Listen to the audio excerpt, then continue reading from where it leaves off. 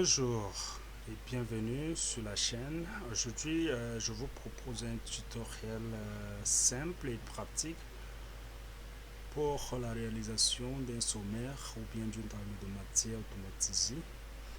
Que vous soyez débutant, expérimenté, vous trouverez ici des astuces claires et des explications plus étayées, des étapes faciles à suivre pour le résultat donc qui est autre que la réalisation d'un sommaire ou d'une table de matière. Alors, installez-vous confortablement et c'est parti pour cette nouvelle vidéo. Alors, nous sommes ici, voilà notre document. Nous n'allons pas nous attarder beaucoup plus sur l'aspect la mise en forme de ce document. Mais cela n'empêche, nous allons faire une petite mise en forme pour que le document soit plus présentable. Alors pour moi, je vais faire CTRL A pour sélectionner tout le texte avec ce raccourci clavier. Pour vous, si vous préférez maintenir et sélectionner, ça dépendra de vous. Mais cela dit, pour modifier, pour apporter des modifications sur un texte, nous devons d'abord le sélectionner. Alors une fois sélectionné, nous pouvons venir ici dans l'onglet Accueil. Nous lui donnons Time New Roman comme police. Nous lui donnons la taille 12. Nous devons le centrer de gauche, l'alignement de gauche à droite.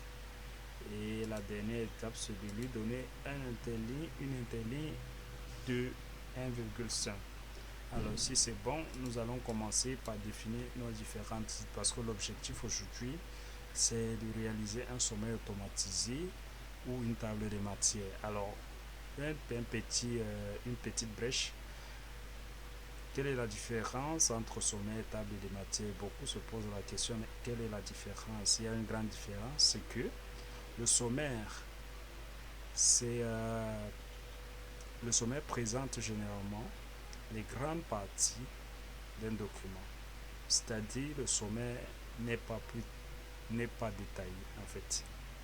Ça présente peut-être les grands titres d'un document sans présenter les sous-titres et les titres qui viennent après les sous-titres, d'accord. Pourtant, la table des matières présente tous les titres se trouvant dans notre document. Je prends un exemple quelconque. Si j'ai grand 1, le grand 2, grand 1, petit 1, petit a et consort, le sommaire, lui, il va se concentrer à prendre seulement le grand 1.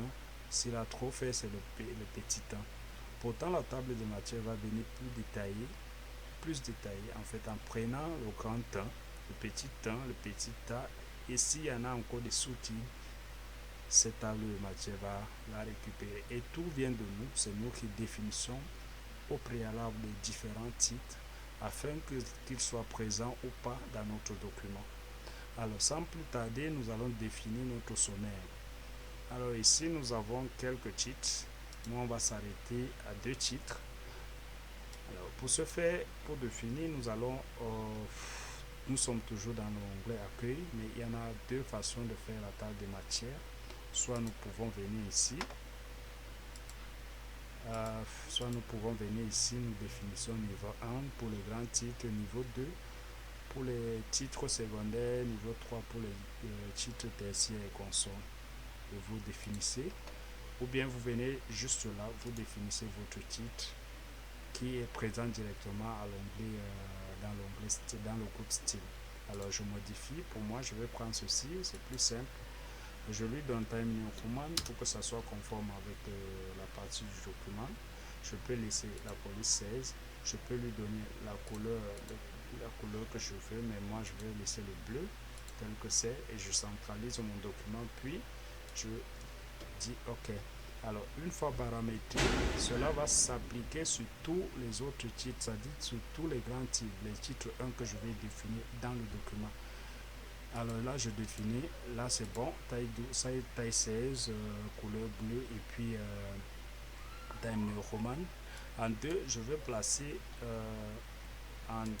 voilà notre titre 2 qu'on doit aussi paramétrer.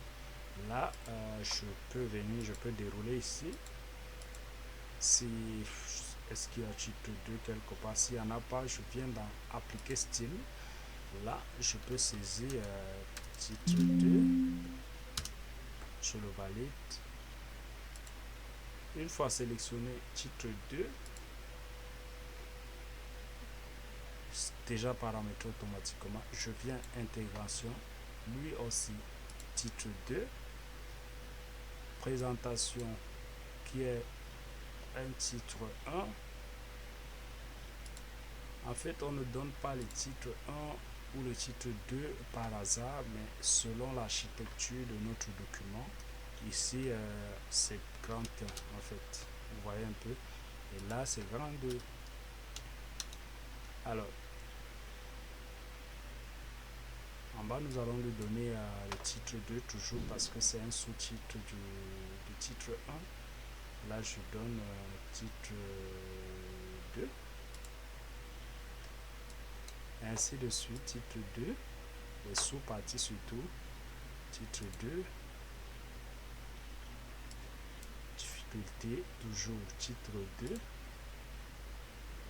Pas titre, mais titre 2, désolé. Organigramme, titre 2. Alors, voilà, on en a fini avec notre document.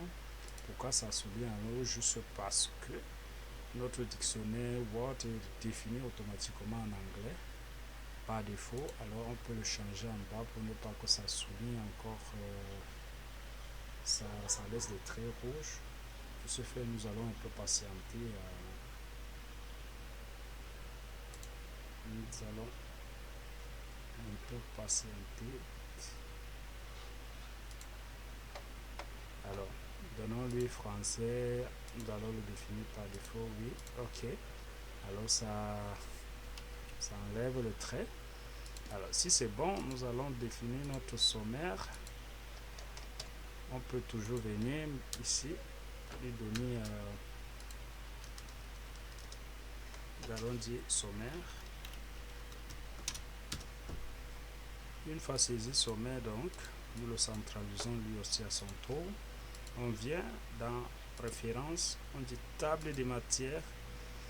Après la table de matière, nous allons dire table de matière personnalisée. Et ici, voilà les niveaux.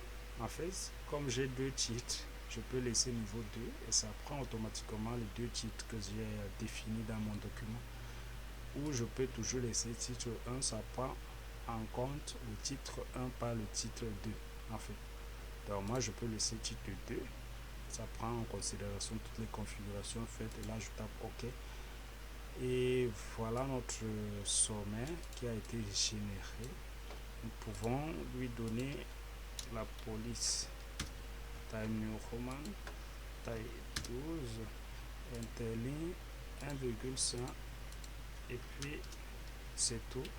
Voilà, c'est tout pour cette vidéo. J'espère que nous allons nous voir dans une nouvelle vidéo pour explorer certaines failles, certains de vos soucis. Ceux qui ne comprennent pas, ceux qui ne savent pas comment définir la table de matière ou ceux qui ne savent pas faire la section entre les différentes parties de leur document.